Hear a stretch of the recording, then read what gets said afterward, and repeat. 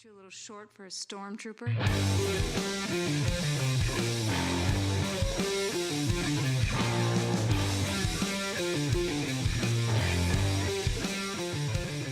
What's up, nerds? Welcome to another episode of the Multiverse Report. Tonight, as always, we are recapping the week's nerdy news from Mogo to Ego and everywhere in between. My name is Mike Gibson. With me is Steve Haller. What's up, Steve? Apparently a Living Planet reference, because I was not expecting that. And I don't know if I should be. Multiple Living Planet references. Oh. Mogo is the living planet of the DC universe, and Ego is the living planet of the Marvel universe. There we are. Except the difference being, Ego, not a great planet to go to. Mogo is a Green Lantern. Well, there you go. Planet that is a Green Lantern. Isn't that cool? If you'd like to throw the Living Planet from Star Wars in there, it's Xenoma Seacode. Xenoma Seco. Yeah. I've never heard of that before. Expanded universe. Wow. So many unearthed treasures in the expanded universe. Steve, we are experimenting with new sound and recording technology tonight. Is that correct? Should we inform our listeners?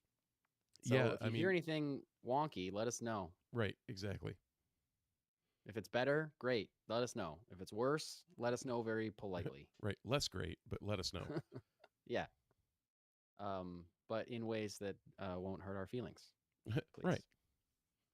Because we, and when I say we, I mean Steve, works very hard at producing this podcast.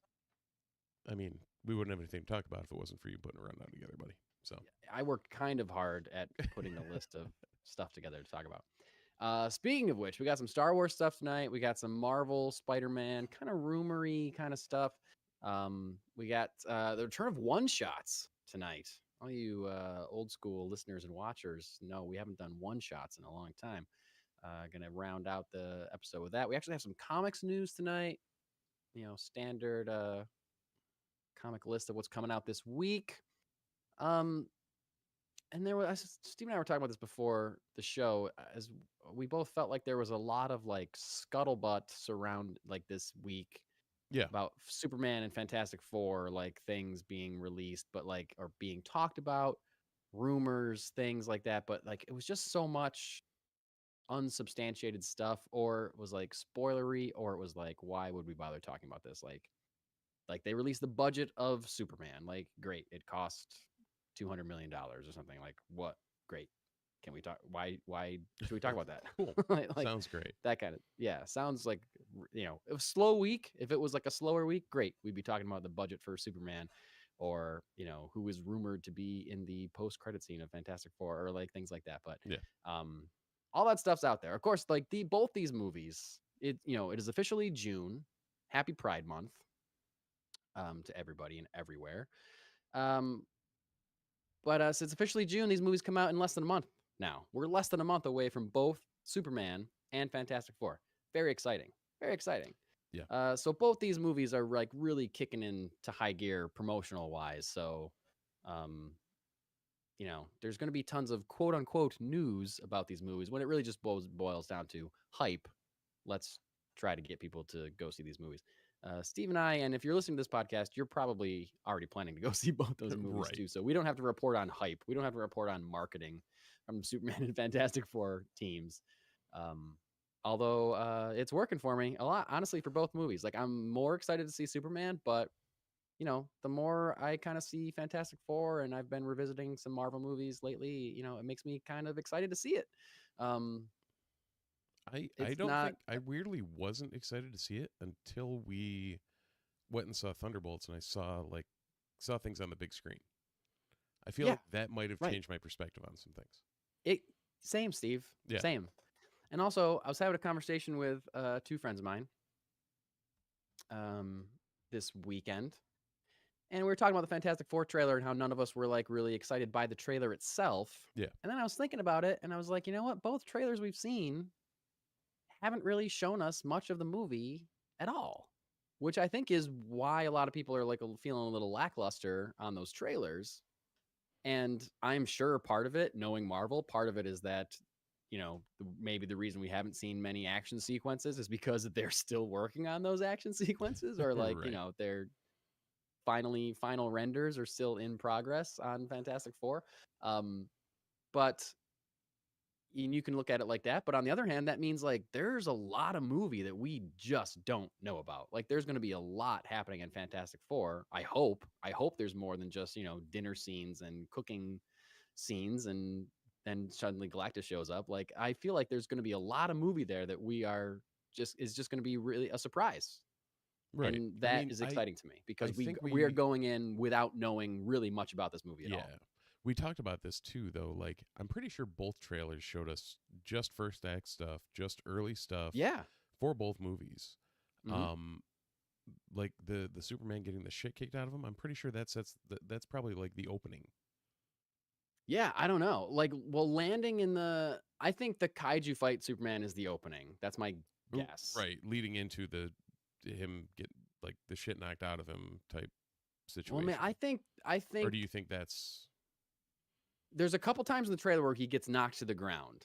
And when he gets knocked to the ground in the city, I think that's part of the beginning. Right. I think when he gets knocked to the ground in the North Pole and has to call Crypto, I feel like that's probably second act or like leading into the big. I don't know. I guess I don't know. It could be anywhere. I don't know. But it seems like seems like a real defeat. That seems to me like that's got to happen in the second act so he can build back up to defeat in the to triumph in the third act. As that's long as if that's in the second act, as long as we get a killer montage after that, I don't care. Yeah. We all need a montage. We all need a montage. Apparently, Richard in the chat also needs a montage because he was mentioning that people are hating on both movies already, like to just wait for them to come out, and that he's sure both of them are going to be good to great. Like people are hating on everything. I mean, people do that, but also, to be fair, at this point, it's going to sound dumb, but neither studio really has much to hang their hat on that like anyone should believe that these are going to be good movies. Well, I think if you're looking at it in those kinds of terms, Marvel certainly has Marvel has a bigger hill to climb, I think, if you're looking at it like that, because this is a fresh start for DC. More or less. Right, but the bottom of what was before was pretty goddamn low. That's very true. But also, like, I think it's been communicated in large terms that this is like a new thing. It's a new actor. Right. It's a new universe. Like, we're starting from scratch, people. So come in. You don't have to see anything else. And I think there's still a lot of baggage around the MCU where it's just like, there's a lot of these movies. I'm getting sick of them. I've seen 3 bad Fantastic Four movies. Like, I think Marvel's got a bigger hill to climb, especially, Thunderbolts was, critically well received, but it didn't burn up the box office. And not like the box office. We're in this place in our culture now where a lot of people look at box office in terms of whether or not the movie was good or like success or whatever. Right, it's like, that's not, those are two different things, but they're intricately linked. I think Marvel needs a win. I think Marvel needs a big win because they've been in a big slump, I think, for a while. Yeah, I mean, the I guess where I was going with that is you take the James Gunn of it out, you take the those of us that are following this stuff rapidly out of the equation, like the general populace. What's the last thing they remember from DC? The Batman.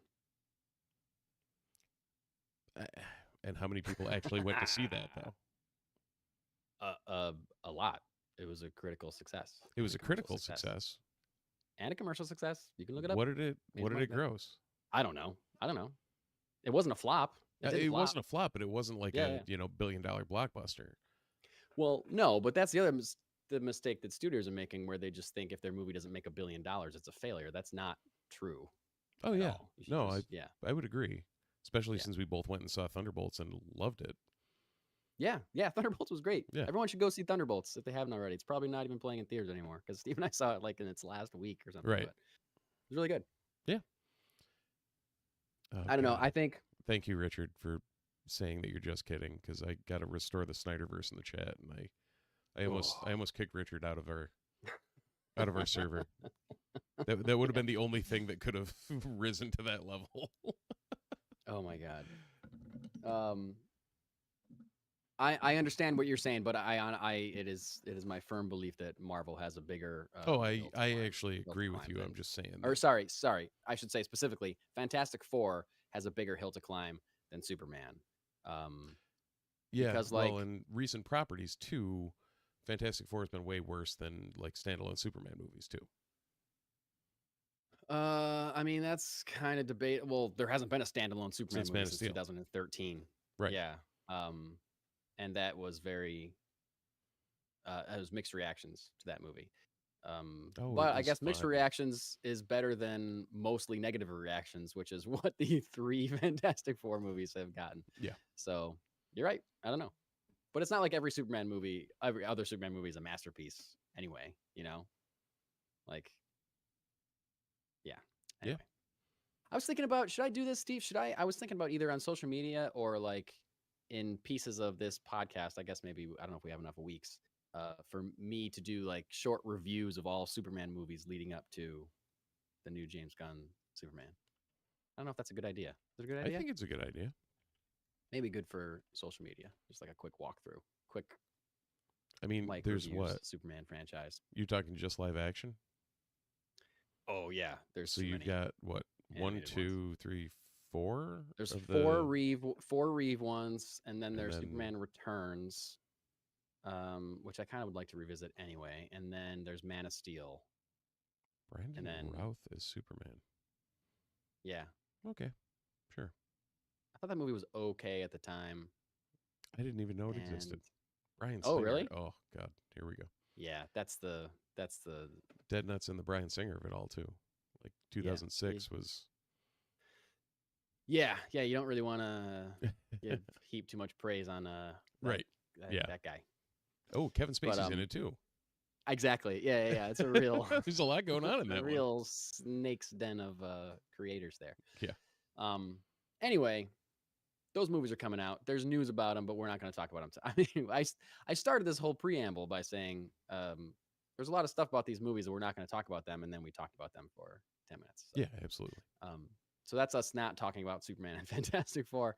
Well, I just love the fact that it was like I don't know if it was leaked or confirmed that Mole Man will make an appearance in Fantastic Four. Oh, I feel like I remember reading that a while ago. Well, Joseph Quinn mentioned it. Oh, he did. Yeah. Oh, okay. Yep. That's the only I reason had I read threw that. it in the lead. Yeah, that's amazing. Yeah. And yeah, I remember I'd heard that as like a strong rumor, and then I think Jeff Snyder like confirmed it on the hot mic. or Yeah, something at that's some point. probably like the first act, like they're fighting Mole Man Exactly. type thing, and Exactly. Yeah. Which be I'm good. down for, Oh, especially if this absolutely. is the only. If this with the MCU the way it is, who knows if this is the only standalone Fantastic Four movie that we're gonna get. Yeah. Right? Because after this, they're gonna show up in Doomsday, and then they're just part of the MCU and new universe. Yep.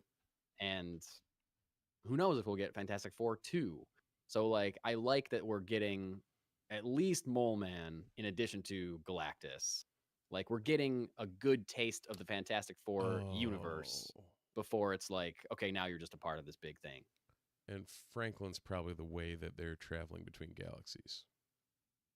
Oh, sure, maybe. Don't know Good why call. that just dawned on me, but hey, that works. Good call. Yeah. Hey, Chris. You know what else? Welcome to the chat, While buddy. we're what'd you say? Chris Parker. Go Bills. Oh, hi, Chris Parker. While we're not talking about Fantastic Four, Yeah. I will say that I read something. I read an interview from an actor who said that he would have loved to play Reed Richards, but they went with Pedro Pascal, and he was like, "I love Pedro Pascal, and he's going to do a great job, but I really would have loved to play Reed Richards, despite this guy already appearing in a Marvel property." Who's that? You want to know? And I read this, and I was like, "Oh, that would have been great." David Tennant. Yeah. He would have been pretty awesome. Yeah. Yep. Yeah. Pretty awesome Reed Richards right It there. would have. Like Long and lanky, like he would have Yeah. been like real fit the mold. I mean, like he was probably the best villain we've seen in a Marvel property as Purple Man. Like Kilgrave was absolutely impeccable, but Yep. yeah, he would have been good. He would have been good. He would have been good. Hey, we got Eric in the chat too. Eric, people are lining up. Good thing Oh, we yeah. just like vamped about nothing for 15 minutes and let people show up before we actually jump into the Oh, stuff actually, we're gonna talk about. you'll appreciate this. We were down at Funky Town Comics and Vinyl, which this show is sponsored by, because I don't even know if we got to the open. We did not say Uh, that, but yeah, thank you for saying that. And I mentioned we ended up finding the point in the Mon Comics podcast that we guested on, where you Oh. talked about your comics origin with Eric. Yeah. So Yeah, he now my is- reintroduction. Yeah, he now has heard the whole interview, so we're up to Yeah. speed. That's what happened. Thanks, Eric. Got me back into comics without even trying. All right, moving on to real stories. And like outside of all the, I guess I wanted to bring up the hype for Superman and Fantastic Four, the hype machine being turned on. Yeah, and I don't think we're going to be Because- going a week without like at least having even that 10-minute recap of where we're at and Stuff. what's going on, because There's there's gonna be a too lot of much stuff. running into these things. Yeah.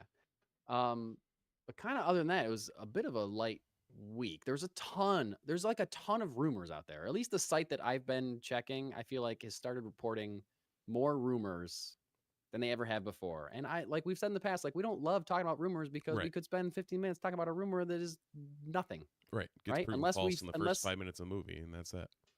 Yeah, unless it's something we've heard a lot, or there's like some juice behind it, or there's some like reputable sources attached to it. Like I don't really want to talk about rumors too much. That being said, we are going to talk about some rumors later in the show.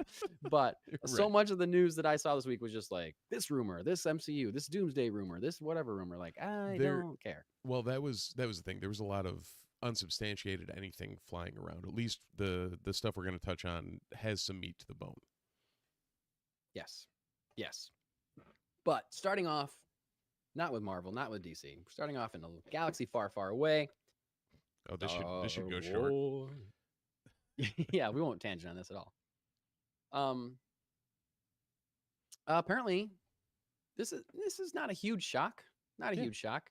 Maybe a slight bummer. I don't know. We'll dig into it in a second here. But apparently, Mark Hamill was talking to comicbook.com this week.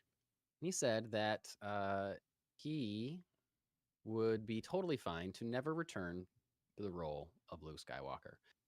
He said, quote, "I am so grateful to George Lucas for letting me be a part of that back in the day, the humble days when George called Star Wars, quote, the most expensive low-budget movie ever made. We never expected it to become a permanent franchise and a part of pop culture like that. But my deal is, I had my time. I'm appreciative of that, but I really think they should focus on the future and all of the new characters. And by the way, when I disappeared in The Last Jedi, I left my robes behind, and there's no way I'm going to appear as a naked Force ghost."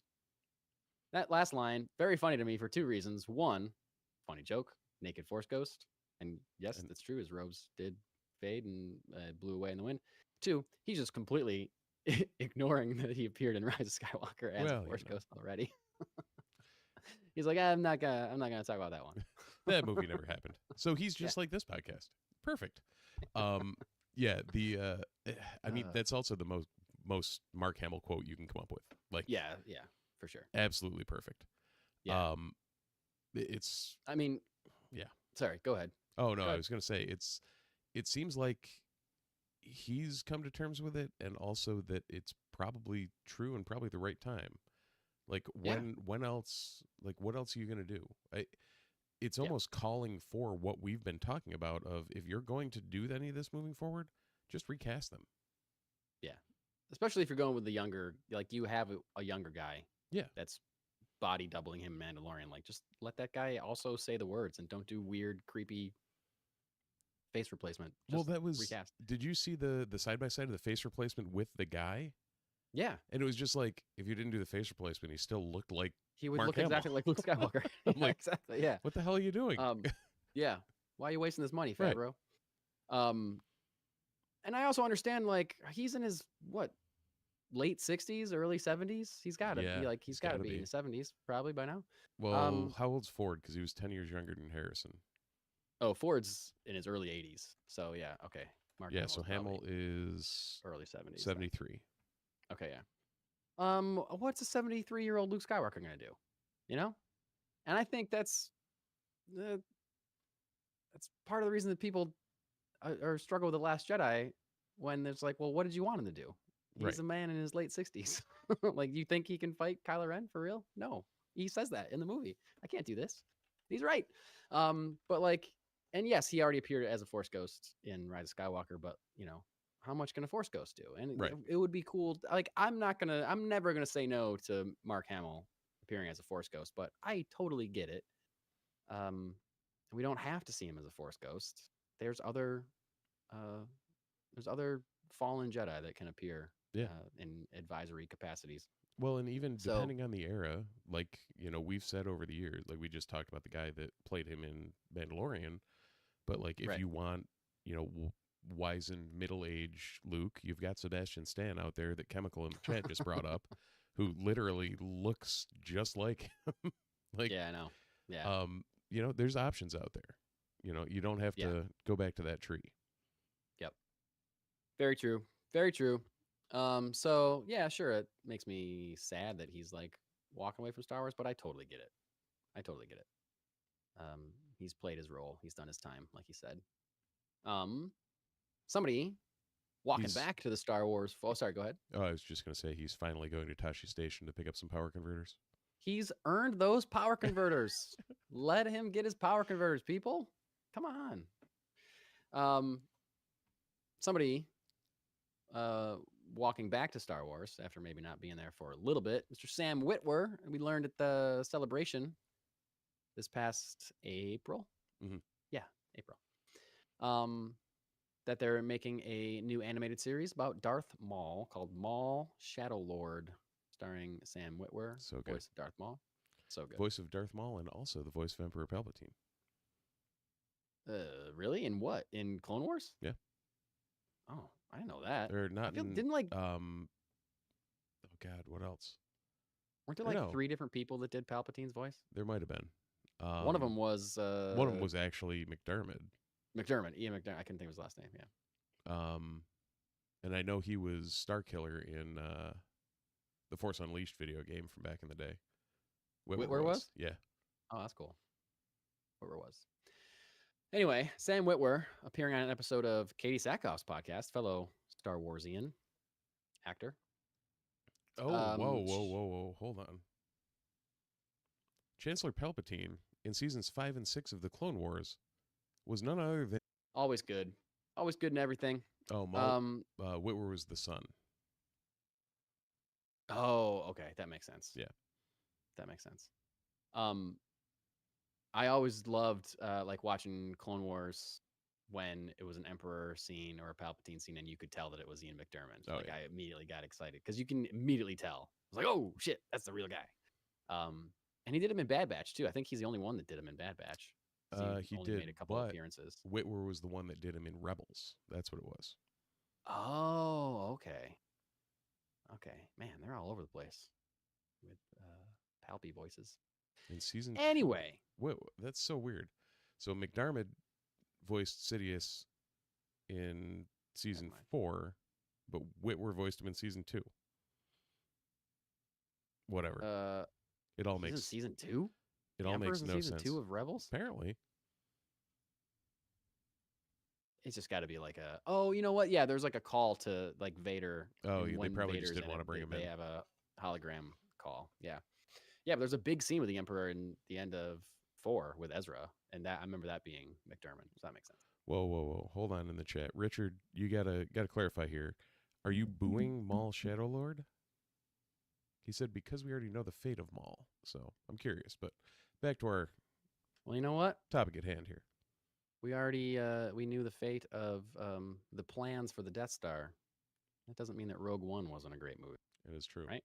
We know those plans get into the hands of Princess Leia and then into R2-D2. Still pretty great movie. We also knew the fate of Cassian Andor. It doesn't mean that Andor seasons 1 and 2, not some of the greatest Star Wars ever produced. Anyway, appearing on an episode of the Katie Sackhoff podcast, Sam Witwer, aforementioned voice of Darth Maul, said this about the upcoming animated series, quote, "It's about bad guys versus worse guys. This isn't going to be a show where you find out that Maul is a real teddy bear. We're not doing that. But is he as bad as Sidious or Vader? Actually, no. From a Sith's Sith perspective, this guy has flaws. There's humanity that seeps in at various points because of the things that have happened to him. He's like, is this what Sidious had in mind? This is a little scary. Maul comes from a time of swords, sorcery, magic, and knights, and now all of that color of the universe is being sucked out of this by this mechanized empire. And Maul's like, is this right? Is this the universe we were trying to build? So some interesting philosophical kind of takes, which I totally buy, knowing Maul's journey, and how he felt kind of cast aside by Palpatine in those episodes of Clone Wars. I was going to say, what gave it away when he was literally cast aside? Literally, yeah. Yeah, and so I like this perspective because as they've, I was about to say hinted at, they haven't hinted at, as they've told us many times before, Maul is definitely a more complex character than somebody like, Palpatine, who's just evil, evil, evil, evil all the time. So I don't know. I think this is a cool take that bodes well for the show, as we see what I assume will be Maul going back to creating a criminal empire and becoming the head of Crimson Dawn. Yeah, as we see in Solo. And that I don't know if we know exactly what timeline this is, like where this is set exactly. It says it's about a year after the end of the Clone Wars. Oh, 18 PBY. That's what I read. Okay. Yeah. So did we haven't seen the trailer that they showed at Celebration publicly, right? I don't remember hearing that they did show a trailer. I thought they were too early on. I think they showed, it was a panel exclusive trailer. Apparently it showed the first brother, Maul taking on a new Twi'lek apprentice, and recast, Mandalorian recast. So yeah, there's going to be some interesting things coming out of this one. Yeah, for sure. In all honesty, down for a new Star Wars animated show. I was going to say Star Wars animation seems to never disappoint. Looks like Chemical in the chat says he only knows Clone Wars from clips, and like go back and watch that, because Get in there, Clone Chemical. Wars, Rebels. Actually, anyone who has watched Rebels, I think I've talked about it before, but Pot of Rebellion as the cast of Rebels doing a watch along podcast. Oh yeah, that's right. Absolutely killer. Like hearing these guys talk about what was going on the day to day while they're doing all this. Yes, Darth Talon, Richard, that would be amazing. Actually, right there, you can't see it in the glare, but that is Star Wars Legacy 0 with Darth Talon on the cover. Nice. Cool. Yeah, if you haven't watched Clone Wars, you should definitely watch. If you're a Star Wars person, you should definitely watch Clone Wars. Some of it is a slog. That's just the way it is. You just gotta plow through it. You have to remember it was made for kids, but interspersed within some of that is literally the best Star Wars that's ever been. Yeah, but it's also like made for kids in the way that Lucas defends the prequels as being made for kids. But like a lot of those prequels and a lot of Clone Wars have a lot of like politics and things that are maybe more interesting to an adult, maybe not like the most exciting episodes, but you could argue that it's interesting to see how Palpatine infiltrated enough to, he took over the banking clan and took over this. And like, my son was not thrilled by the banking clan episodes of Clone Wars. And I can't say that it was like the most exciting thing I've ever seen in Star Wars, but it was still more interesting to me. So like saying that it's just for kids, I think isn't entirely accurate. Saying it's kind of slow at some points, whether it's made for kids or adults, like sometimes it's a bit of a slog, but sometimes, like Steve said, it's some of the best Star Wars ever. So, especially if you are a prequel fan, it gives you a lot more time in, prequel land than anything else, for sure. And Rebels is an absolute must watch for Star Wars fans. Rebels is incredible. Absolutely. So yeah, anything else on Maul Shadow Lord for you, Steve? No, just that I'm looking forward to it, and I hope we find out exactly when it's dropping soon. Yeah, same. I can't imagine it's going to be, I would say probably mid to late 26 at the earliest. I don't know. Animation takes a long time. Yeah. All right, let's talk about some rumors and reports. And as we said earlier, these are rumors and reports that we've either heard several times, heard from reputable-ish sources, or whatever. One, it's being reported this week that Nicole Kidman is in talks for the villain, one of the villains of Spider-Man 4. All these rumors regarding Spider-Man 4, Brand New Day. I don't know why I wrote Spider-Man 4, because it has a title. And I feel a lot of outlets are still calling it Spider-Man 4, despite it already having a title. And that title is Brand New Day. I'm hearing a lot of talk about villains in Spider-Man 4 and Spider-Man Brand New Day. Yeah, that's most of the rumors are kind of centered around that, which seems We're swirling around villains. Yeah. Well, I mean, we know who the if they're hero's all going to true, what's that? be. We know who the hero's going to be, so Hopefully, you only got so many options here. If all the rumors I'm hearing about villains cannot possibly be true, unless some of these villains are very minor characters, because not only I'm hearing that Nicole Kidman is up for a villain role, I've also heard we're hearing rumors of Shocker, Mr. Negative, or sorry, not Shocker, Scorpion, who was introduced in Homecoming. Yep. Yeah, as the bus driver. I wrote, no, Or no, that was He wasn't the Chameleon. bus driver. Chameleon was the bus driver. yeah, right. And Far From Home. Scorpion, Mr. Negative, and Tombstone. Yep. Are all being rumored. Mr. Negative, I think that they were. I heard Steven Yeun was being looked at for Yep. Mr. I Negative. had heard that. But then 2 for 2 there's also on superheroes for him. who's the other one? Invincible. Oh, Invincible. Yeah. I was thinking live action first. Oh, yeah. And then through all this, I don't know, people in the chat that are relatively maybe a little more new to the show will have not heard us back in like January or February. We talked about how there was a report from what was it, the Hot Mic podcast, I think, that the story was going to be a little more street level and a little less cosmic, And and we was got really going to, excited. yeah, and the report that we heard then, and this report that has resurfaced now, is that the villain of the movie is Hulk.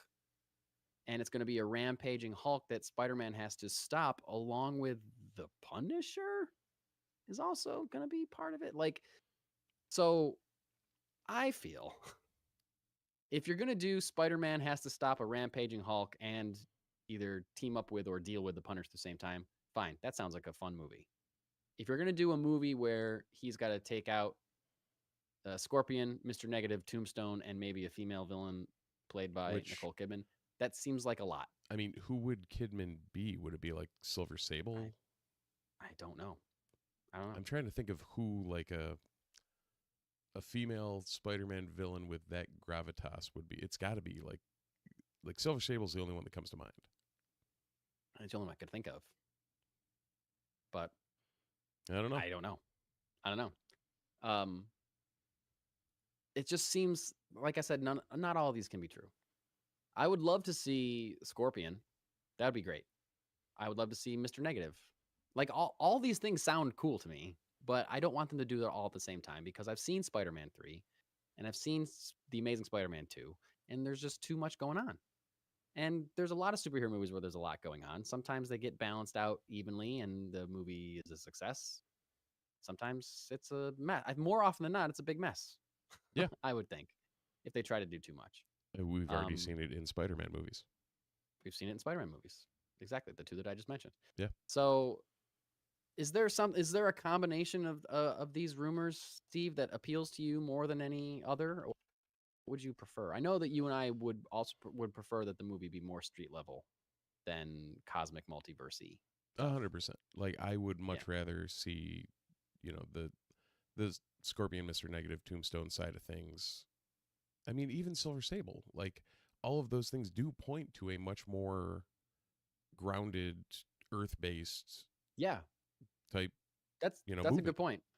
That none of these rumors, depending on who Nicole Kidman is playing, none of these really speak to it being another multiverse craziness cosmos thing, which I think would be good, because he's probably going to deal with that in the Avengers movies that he's inevitably going to be in Secret Wars. So like, and his movie's supposed to come out between Doomsday and Secret Wars. So like, yeah, do something different, right? Yeah. Like, settle down, bring us back to Earth, ground us a little bit more.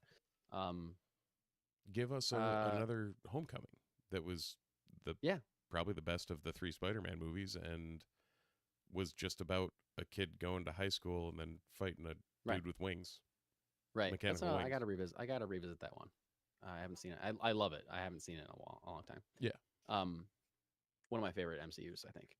Um, It that movie got the Peter Parker of it right and the Spider-Man, like the early Spider-Man of it right, and didn't try and do too much. And all of these Right. movies are trying to do too much.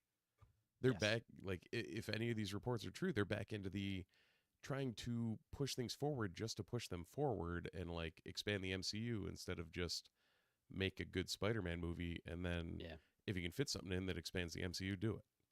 Right. Yeah. Yeah. Well, and that's a complaint that I have, and I've seen also people post online like, can we just have a Spider-Man movie that's just a Spider-Man movie? Can we just let it be Spider-Man and not have him have to team up with Doctor Strange or Iron Man or Nick Fury or Hulk or whoever these rumors are?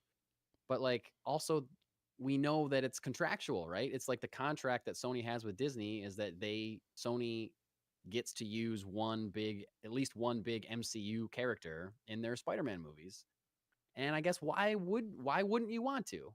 You know, if you think that's going to put more people in your theater to see your movie and more dollars in your hand, then of course they're going to do that. But will it? I don't know. It has so far. It's worked so far. Homecoming, Far From Home, and No Way Home, successful films. Richard brings up a good one. Oh well, actually, Eric and Richard both have got good points. I still got to find a way to pull up these chats on the stream to show, but Eric was mentioning it's the last chance to set things up for Doomsday, so that they have to add in quite a bit to this if they need to. Well, this is coming out after Doomsday. This is supposed to come out between Doomsday and Secret Wars. Okay. Yeah, and then Richard mentioned that Kingpin is the only character that can make it street level and introduce Punisher and Daredevil. Now, I don't know if I believe the first part. Like, there's enough other Spider-Man villains that could like bring it back down. Yeah, but also Kingpin. I don't think Kingpin's allowed to appear in movies. I think Kingpin can only. Oh, is that one of those contractually TV shows? I think I read that in the last couple months or so. I think I read an interview with Vincent D'Onofrio who said that he can only be in shows for some reason. So if that was huge bummer, huge bummer. I would love Vincent D'Onofrio as Kingpin to be the villain of a Spider-Man movie. Like that would be awesome. That'd be awesome. Yeah, Kingpin teaming up with the Defenders to take down Kingpin. Spider-Man and Daredevil. Defenders to take down Kingpin would be absolutely insane. Yeah, but we can't have nice things. No, we cannot. You know what would be a nice thing? I don't know. What? Huh? I said, what would be a nice thing? What's that? If two comic producers played nice in the sandbox, and we might get a crossover between the two. It would be. That would be cool. I thought there was one other thing I wanted to say about Spider-Man, but I don't remember what it was. Because you started the comic thing, and now I'm only thinking about that.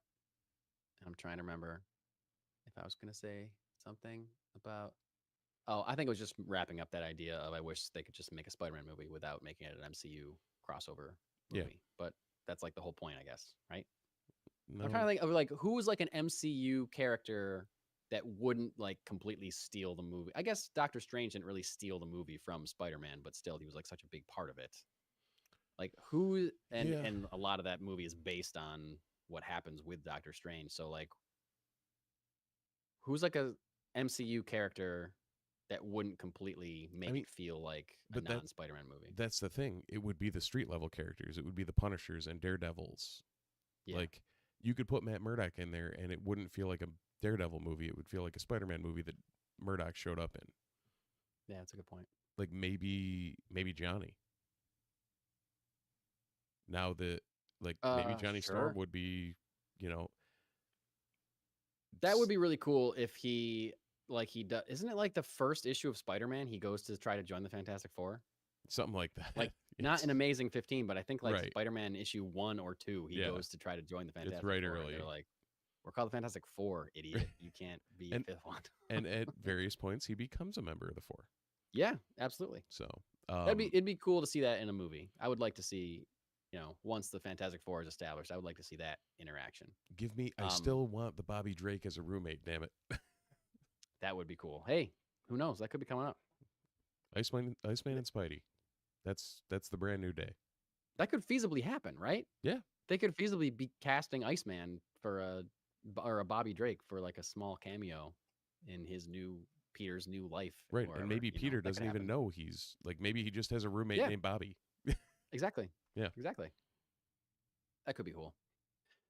I don't know. Some of these might be true. Some of these might be false. I am looking forward to Spider-Man Brand New Day because I love Spider-Man, even though I am not the biggest fan of his MCU movies besides Homecoming. But that's just me. And as Steve so elegantly teed up a few minutes ago, and I ruined his segue by dragging it back to kids these days, I tell you. A bunch of nothings about Spider-Man. Yeah, it's been 20 years since the big two, since Marvel and DC have done a comic book crossover. And this week it was announced that that's happening again.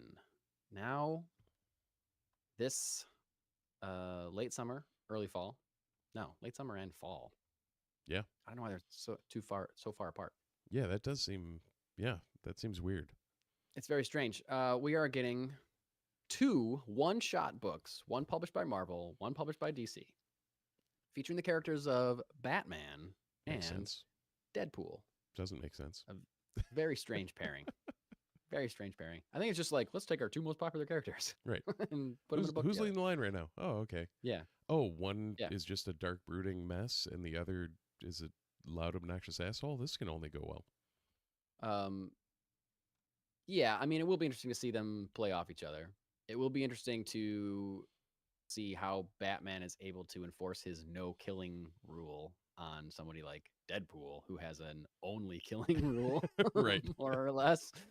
But yeah, so those 2 books. So the first book is going to be published in September by Marvel, and it's going to be called Deadpool Batman, featuring Zeb Wells writing it and Greg Capullo on art. Now, Greg Capullo is no stranger to drawing Batman, as he was the main artist on Scott Snyder's legendary DC Batman run.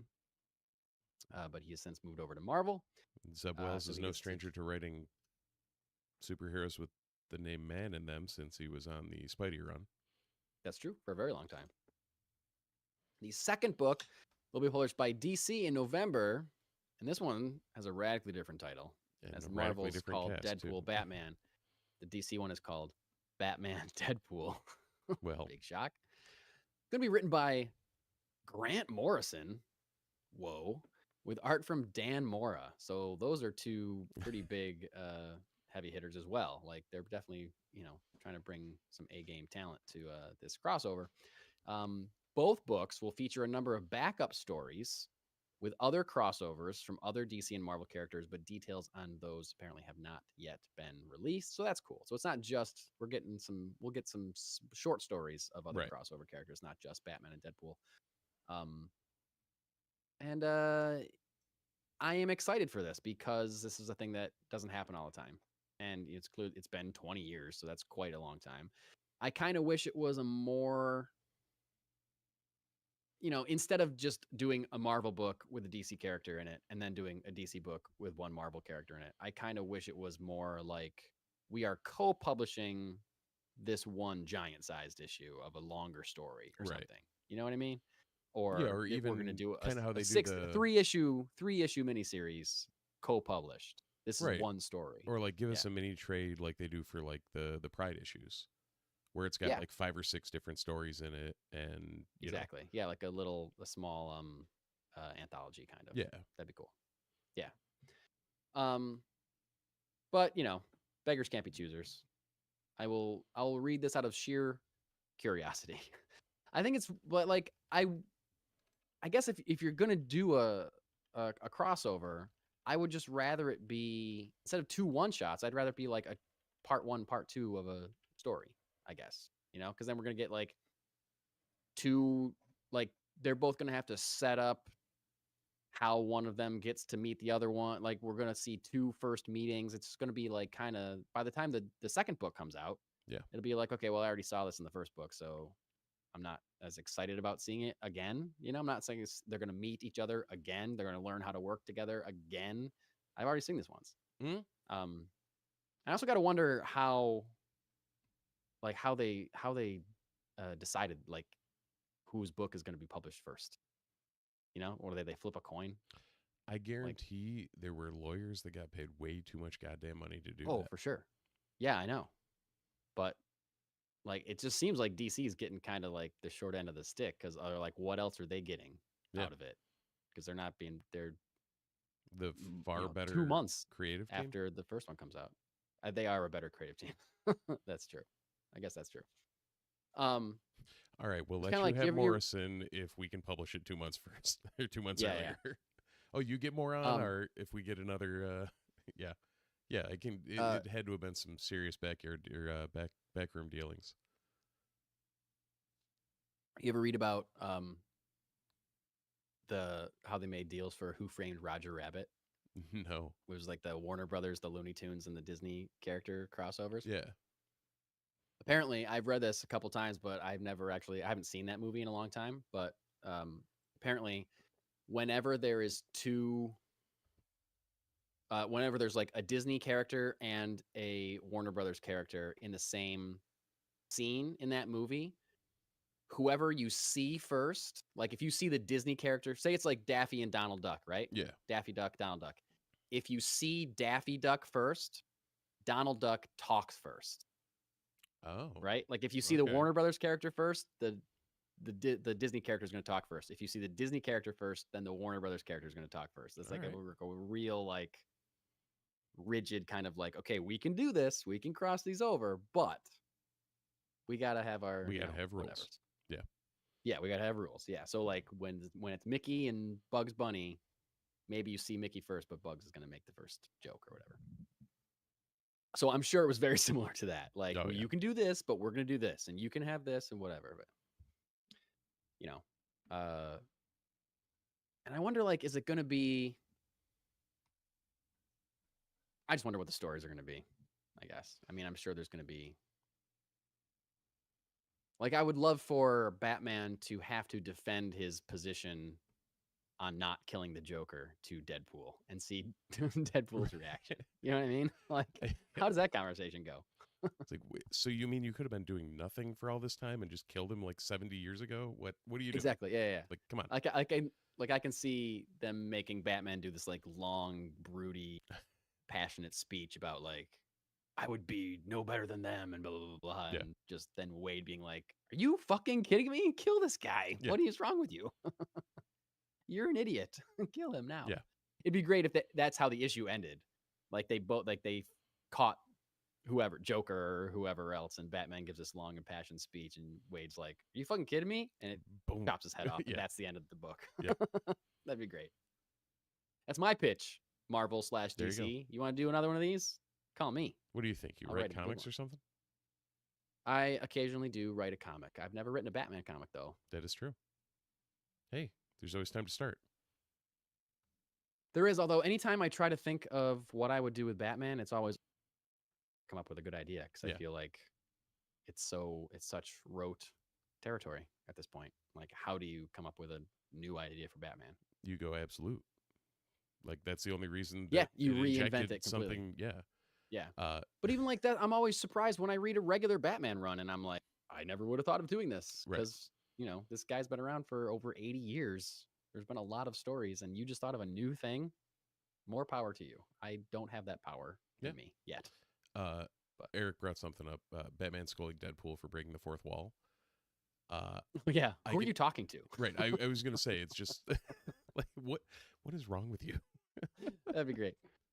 I really do want to see that.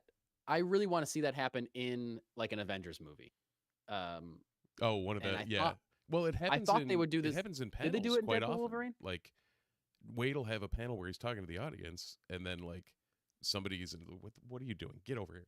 Oh, okay, yeah. Like they'll reference it in comics, but yeah, like I want to see that in an Avengers movie where Deadpool's talking to camera, but then it cuts to like whoever, like Yelena and Red Guardian or something, or just like looking at him, and you can see Wade talking to like nothing. Yeah, and they're like, "What is he doing?"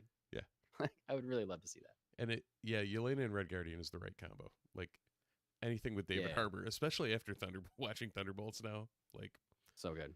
anything with David Harbour wins. Although, I will say this. Remember, I mentioned to you that I've been in the mood to revisit Marvel movies Yeah. lately? I've started doing that. And I started with Black Widow, a movie that came out on streaming Yeah. during like the height of COVID, when my COVID anxiety was like through the roof. I initially thought that movie was great. I really liked it. And I'm thinking that it was just that I was so happy to have some kind of release or relief and mind distracting movie to watch during stressful times during quarantine, because I watched it again and I thought it was really bad. Really? Really bad. Because I know Yeah. both of us had that kind of same. There's Yeah. probably an early podcast of us like talking about that. I'm sure that I guarantee you there is, but I would like to retract almost any positive statement I've said about, like, I thought it was really bad. Wow. Now, Really, like, see, now I have to go revisit it just to see how Yeah. bad this is. I think some of the fight choreography was really good. Yep. But the script is terrible. Like the Yeah. dialogue it's like every cliche like it's just the laziest script Yeah. ever. And a lot of the performances seem like they're being phoned in. Like David Harbour's doing a pretty good job. He's still funny in it. Like that's the one kind of bright spot that I liked about it Right. watching again. But like Johansson is like really phoning it in, I think. She's a tremendous actor, but it's not. Well, really that's. doing I it for me. remember thinking that Pugh carried the movie. Yeah, she's good in it, but like she's got a lot of really bad dialogue, and yeah, I don't know. Like there's moments. Well, there's and moments, especially but after I was watching like what they did shocked with- at how bad I thought. Right. Like especially after watching what they did with her in Thunderbolts, where she actually did Yeah. carry the movie. She did carry it. Yeah, she's like the main character of that movie, which Yeah. is great. Yeah. With it also still feeling like a team movie at the same time. So Did we this talk about is- how we didn't talk about Thunderbolts on We that haven't, we went no. to see Thunderbolts? We should probably talk Should about that have been a segment on this Yeah. this episode? Hey, how about Steve and that I went to see a segment right movie now? together. It was the third movie Steve and I've ever seen together. And it was Thunderbolts, and it was great. We Yeah. loved it. There's our review. What Is there was anything the else we should first? say about it? Oh, Star Wars is the Um, most. Sorry, what's the last thing you Star said? Wars is the most. Oh, okay. That's true. Then Romulus. But that was and cinematic masterpiece. The Flash. Oh yeah. Oh yeah. But yeah, Thunderbolts was great. We went to see it. Was it just this past week? Tuesday. I think it was a week ago tomorrow, was- right? That's it was- insane. Yeah, it That was seems last like a Tuesday month ago. because it we was saw this. yes, because it was $6 day at Movie Tavern. Yeah, right. Insane. Yeah. That it was that long ago. So- Sorry, that not long ago. Yeah, no, this has been this week's been a hell of a year. It sure has. But yeah, Sure has no, to. it was a very good, very character driven, and like Yeah. very arc driven Yep. movie that Yeah. put every character that was in it in a different spot when they were done. Yes. Yeah. It was a return to the MCU caring about like character arcs. All those things that make films good. Yeah, progression of story. Actually having a story. Yeah, there was like multiple scenes where two women were talking to each other. It was like stuff that we haven't seen in a Marvel movie in quite. Louis like- Pullman like doing a really He was killer great. job. As Sentry, as, he like, was really good. Louis Pullman was excellent. Yeah. He and Florence Pugh were tremendous. And like David Harbour stole every scene that Every he was comedic in for me. scene I that thought he he- was so yeah. funny. So funny in it. And yeah, it was great. I liked the third act battle was not like a big CGI fight fest. Right. They figured out like a new way to give you an interesting third act fight or confrontation, I should say. Right. And to show Um, like Sentry Void, like the conflict there Yeah. and Yeah, really cool. Really cool movie. Big fan of it. It felt like a phase 2 movie for me. There were scenes where like characters had dirt on their faces. Like I feel like there's so many times I see a Marvel movie and everyone just looks gorgeous the whole time. And not, I mean, not all the time. There's certainly, exceptions to this. I'm not trying Right. to paint with such a broad brush, but it just felt like a phase 2 or phase 3 movie instead of what has been a kind of a slog for me as far as phase 4 and phase 5 with a number of occasional bright spots. So when Guardians 3. So for anyone who doesn't, well, no, how many did we find as far as people that have been in all the phases? Oh yeah, that was great. So our friend of the pod, Matt 5? Beseda, 5. 5 was what we came up with. Yeah. So friend of the pod, Matt Beseda, posed to us earlier in the week, which Trivia actors, a trivia question, which actors, was it which actors or which character? No, it was which actors specifically. Which actors? Yeah. Have appeared in all 5 and to be 6 phases of the MCU. Yeah, have confirmed appeared in all 5 and are proposed to be in 6. Either confirmed or greatly assumed Right. to be in phase 6. Something like a Tom Holland, who technically hasn't been officially announced in anything, but they're making a Spider-Man movie where he should probably be in it. Right. But also, Tom Holland was not in phase 1 or 2. Right. But I'm saying, for example, as far as what level of confirmation we needed. Yeah. So we came up with... Anyone in the chat have any want to contribute to that question before we reveal the answers we came up with? Yeah, let's segue a little. If anyone comes up in the chat, and what else we actors. We're talking actors that have appeared in all 5 phases of the MCU, and will likely appear in 6 as well. And I feel like if they've appeared in all 5 phases, they probably going to show up in 6, unless they're dead. Strong possibility. But it is Marvel, so no one ever really dies. It was 5, right? Yeah, it was 5. Yeah. They are all, I'll give you a hint, they're all men. They are. And Tony Stark is not one of them. That's not a huge hit. Yeah. Our first guest in the chat was Tony, so no. Rob Downey Jr., incorrect, has not appeared in phase 4 or phase 5 of the MCU. Will be in 6, though. Due to the events of Endgame.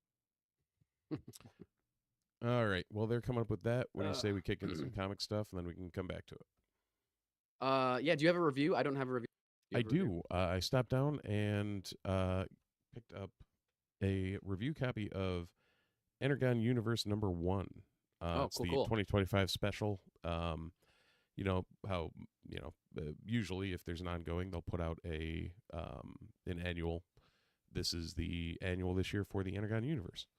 So a couple different little snippets. I'm vamping as I pull up who else was on this as far as writing. So Energon, for anyone who is not up to speed on the comics, has been the kind of convergence of the G.I. Joe universe, the Transformers universe, and the Robert Kirkman special Void Rivals universe. That portion being a created thing from him. This featured Josh Williamson, who's been writing G.I. Joe, Daniel Warren Johnson, who's been killing it on Transformers, and Kirkman on Void Rivals. One story from each of them, kind of showing the intersection of all 3 of those properties. It was fun. It was just especially for anyone who's been keeping up with it. Also, I feel like it would be, none of them are stories that you couldn't just read as a one-shot, which is nice. You didn't need to read the arcs or be tied into whatever's going on in the latest G.I. Joe book or the latest Transformers book. Like, you could just grab this and take a look at it. But lots of big explosions and robots and things happening. Basically, G.I. Joe, one of the Joes, I think it was Clutch, ends up finding one of the Transformer, or being attacked by a Transformer, realizing it's an Autobot after he blows him up. So is taking him to get him repaired. Hijinks ensue. Decepticons show up. Things go boom. All right. All similar vein like that. The Transformers one is jazz, finding jazz music. So that's nice. Okay. But yeah, overall, really enjoyable read. Really, especially if you have any care for either of the properties, it was good. It was fun. I would pick it up. Cool. Always fun to see universes collide. Yep. Yeah. So right now in the chat, we have Eric with a couple of ones he tossed out there. Winter Soldier was the first one he went with. That is correct. Sebastian Stan has been Sebastian in all of Stan. them. As Bucky Barnes has appeared in all 5. Assumed to, I think he's confirmed for Doomsday, isn't he? Yeah, I would assume so. I think he had his name on a chair. Yeah. Yeah. Second 2 he dropped were Hemsworth and Jackson. Both are no-goes. Nope. Samuel L. Jackson and Chris Hemsworth were not in. Jackson wasn't in Phase 4 or 5. No. The last time we saw, I don't remember. He's not. It's either 4 or 5 that Samuel Jackson is not in. Hemsworth hasn't been in 5. Thor. I think at least. Thor was not in 5, not Right. in Phase 5 because Love and Thunder was 4. In Phase 4. Yeah. Jon Favreau was. So that's another. Correct. Jon Favreau is correct. That's one of the Matt. When our friend posed this question to us, he said there's 3. Yeah.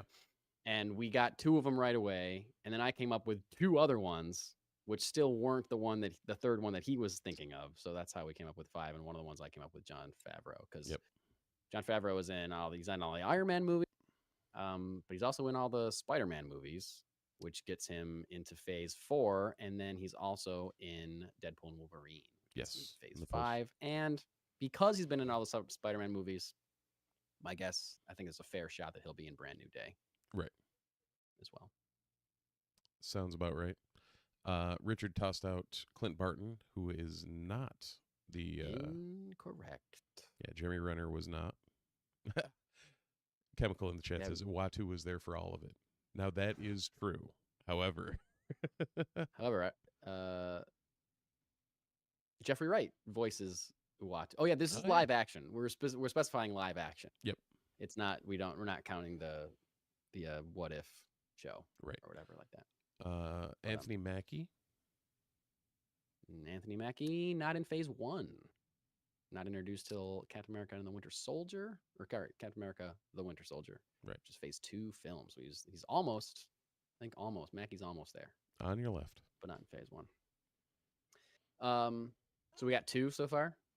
We have 2 from the chat. So let's go down through the comics. And we'll revisit this after we talk about what comics will be you know what, in your... we should do this for the pod moving forward. Throw a couple trivia questions out there. Throw a trivia question at the very beginning of the show, answer it at the very end of the show. Right. That's a pretty good idea. This week in your local comic book store, you may find Absolute Green Lantern number 3, Absolute Superman number 8, All New Venom number 7, Amazing Spider-Man number 5, Batgirl number 8, Birds of Prey number 22, Daredevil number 22, DC Pride. Whoa, excuse me. Oh my God. What am I, born in a barn? DC Pride 2025 number 1, G.I. Joe Real American Hero number 317, Godzilla Heist number 4. Now, I don't know what kind of heist book you can have with Godzilla, but Godzilla Heist. Are you just trying to steal Godzilla? Or is Godzilla trying to steal something? We'll find out. There's been 3 issues so far, so I don't know what's going on. Yeah, how did Immortal we miss Thor. That? I guess more importantly, how did we miss that coming out if there's been 3 issues? I have already?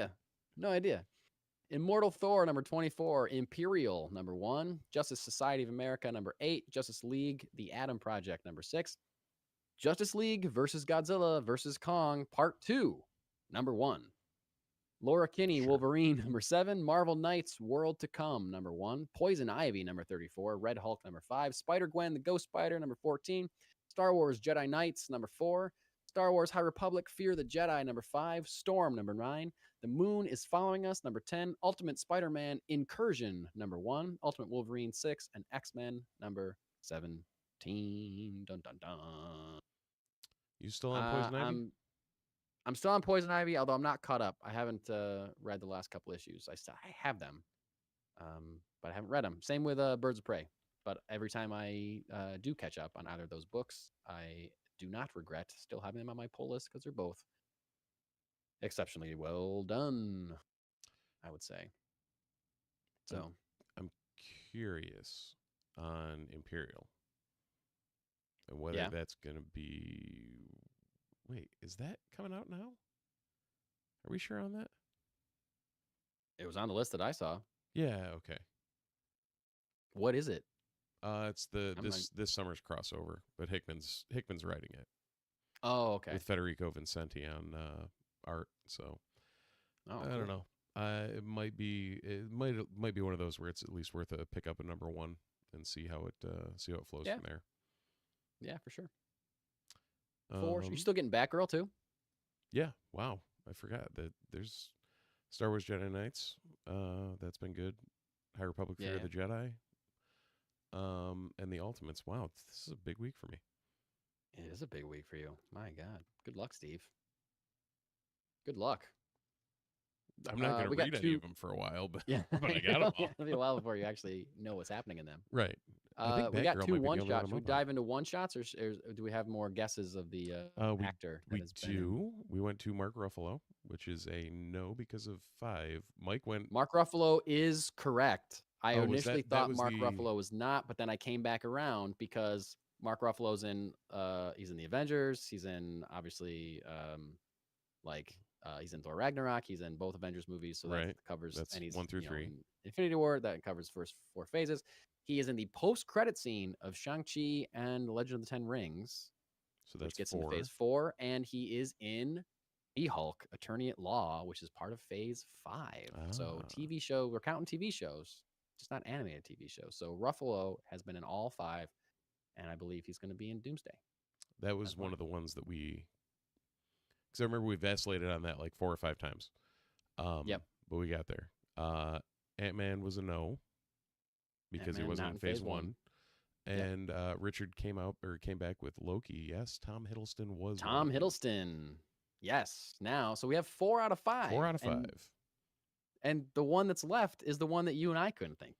It's the one that I thought of and then was like, no, there's no way that's it.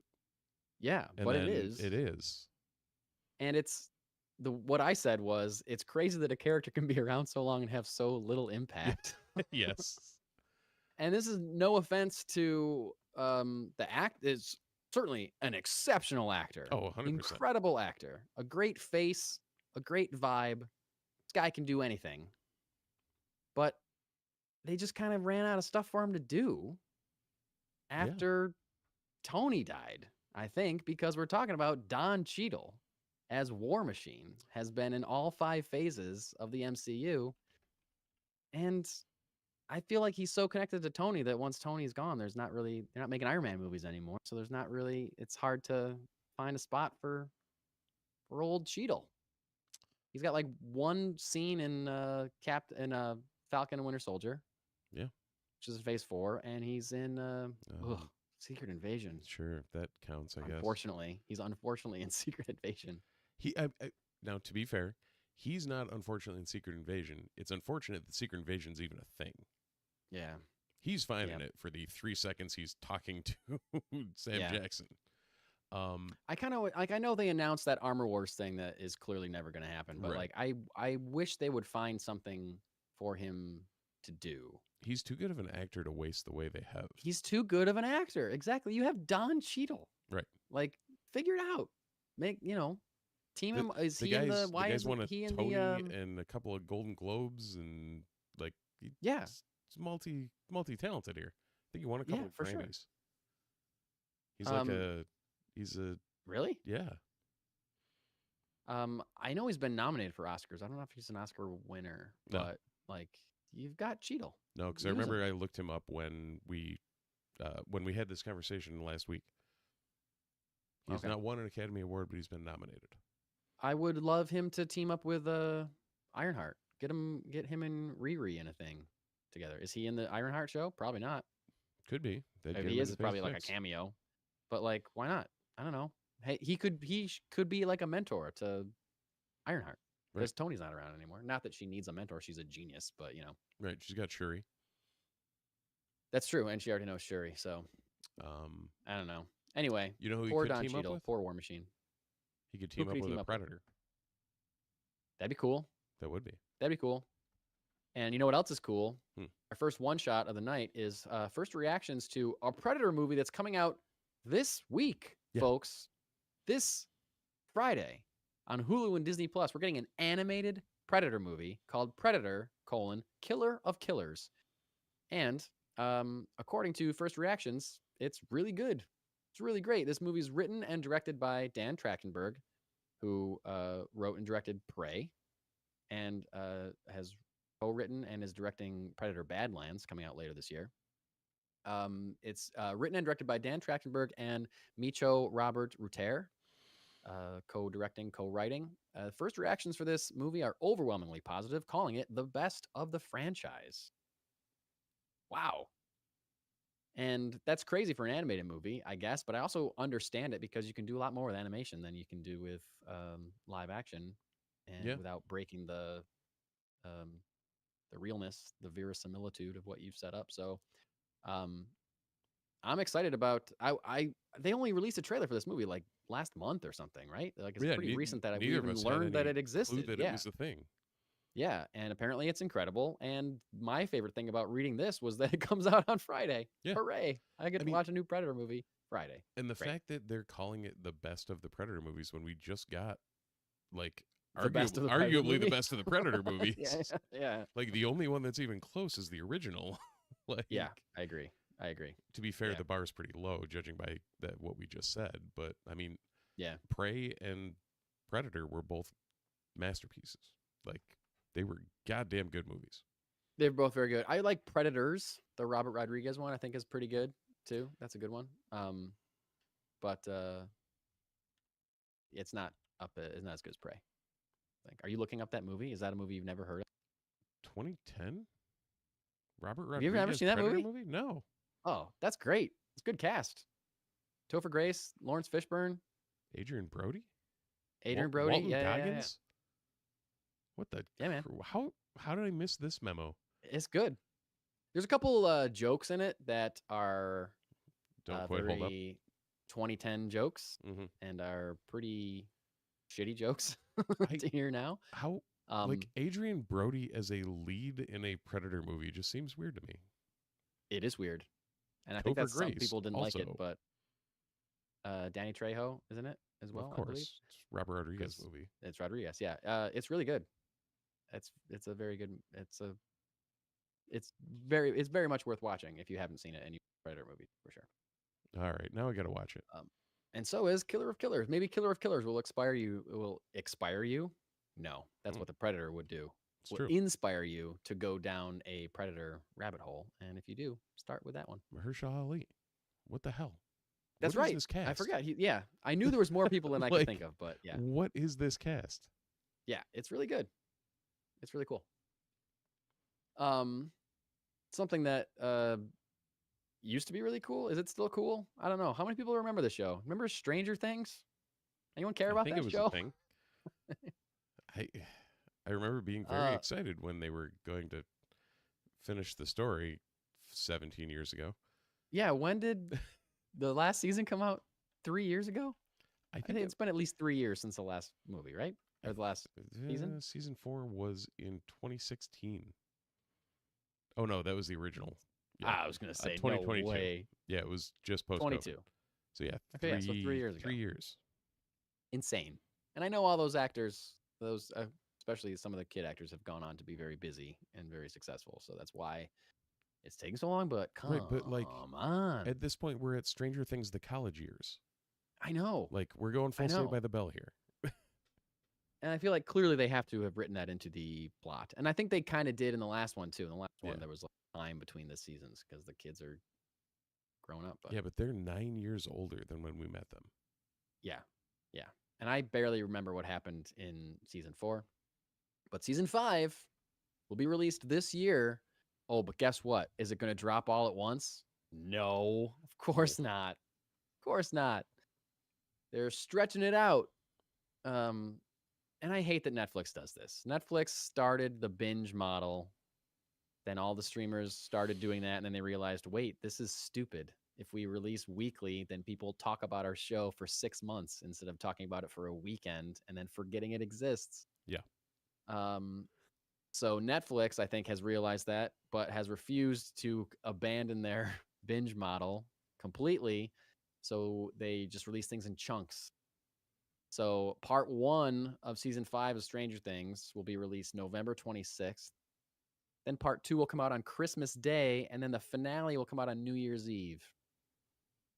I think this is annoying that they're splitting it up. I like that it's not like splitting it up like 6 months apart. But you know what this is, Steve? This is a great way to get me to not watch the season 5 of Stranger Things, or not watch all of it. I mean, you did. To be fair, you did just watch a show that did exactly that for 4 weeks in a row. Well, I watched a show. Well, yeah, no, 4 I weeks guess in a row. I guess they Didn't take subsequently a did month a weekend off. away. Yeah. You know, Right. Like if you're doing it November 26th to December 31st, why don't you just release one the 26th and one the 2nd and one the right? Just go weekly Netflix. Yeah. I think it's because they're like we can't go back on our binge model. or do like they've done on a couple others. Do like a 3-episode drop and then go weekly from that. Yeah. And you can still hit it I also between your like the- Thanksgiving and New Year's deal. And I also think it's stupid that they're dropping part 2 and then a week later they're dropping the finale. Like, just Right. drop it all at once, man. Like, Christmas is a busy time. I might forget that the finale's happening. You know? I Yeah. don't know. What if I don't like part 1? If I think part 1's boring, I'm not going back for part 2 on Christmas Day. Sorry, Netflix. But real quick, saying the word Netflix so many Well, times. no, we won't remi- forget because there's a podcast in between there. There's a week break. Oh, okay. All right, great. It'll at I'll least be be in the caught up. rundown. Great. I did see 2 trailers for 2 awesome looking Netflix things this week. They dropped the trailer for Wake Up Dead Man, the Ryan Johnson third in his Knives Out mystery trilogy. Oh. It looks really cool. It was a teaser. They didn't really show very much, but it looked wildly different from Knives Out or Glass Onion. But I love both those movies. And the one I'm really excited about, Steve, I don't know if I told you this or you saw this, but we got a trailer for the Guillermo del Toro Frankenstein movie this week, starring Oscar Isaac as Victor Frankenstein. I think you had And- said, I think Oh last boy. Tuesday, I think you had said you had seen some stills or something of. I had seen stills. That's what now we have there's. a There's an full actual trailer now. Okay. trailer. It looks good. It's like Guillermo del Toro's born to make an adaptation of Frankenstein. Oh, 100%. And, Like how that hasn't it looks happened yet. real I don't good. know. And Oscar Isaac looks like he's acting his ass off. Like, it looks good. Sweet. It looks good. Yeah. So check those out, people. We don't talk about stuff like that on this podcast. This is nerd stuff only. We never tangent into other realms. No, course. never. Never. But with that, I think that's all I have to talk about tonight, Steve. I think I'm tired, and I think I'm. I think it Done. is. I think we're both in the same boat. But I think we did it. do want to give a shout out to the chat. Eric, thanks for stopping by. Thank you so much. It's been fun having more people in the chat Oh, absolutely. recently. And, and Steve, you said earlier, like, I got to figure out a way to get these things up on the screen. It's like, yeah, you have to figure out it now because people are actually there. Right. Like, it Yeah. wasn't a concern when it was just the two of us and nobody Right. paying attention. So we really appreciate people chiming in and interacting and giving their thoughts. It's really cool. Thank you Yeah. very much. Yeah, absolutely. And if you want to continue to hang out and watch and subscribe and watch and chat with us, subscribe to us. There we go. That's how it Yeah. works. Feel free to If you want to subscribe, chat with us. Yeah, exactly. Yeah, check us out on YouTube, the Multiverse Report there. Most of you are probably getting us through those channels.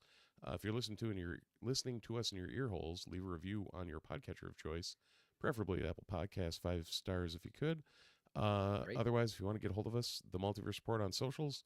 Now that Mike's not talking about gorillas full time, he may actually check our socials here and there. I can't guarantee anything, may. but I didn't this week, but I should. I thought about it and I didn't. So But I should. cool. No, other than that, I think we're good there. All right. Well, if we're good and we don't have a show to talk about, then I'll just say, as always, as the two suns set over the burnt corpses of Owen and Brew Lars, thanks for watching. Thanks for listening. And we'll see you in the multiverse.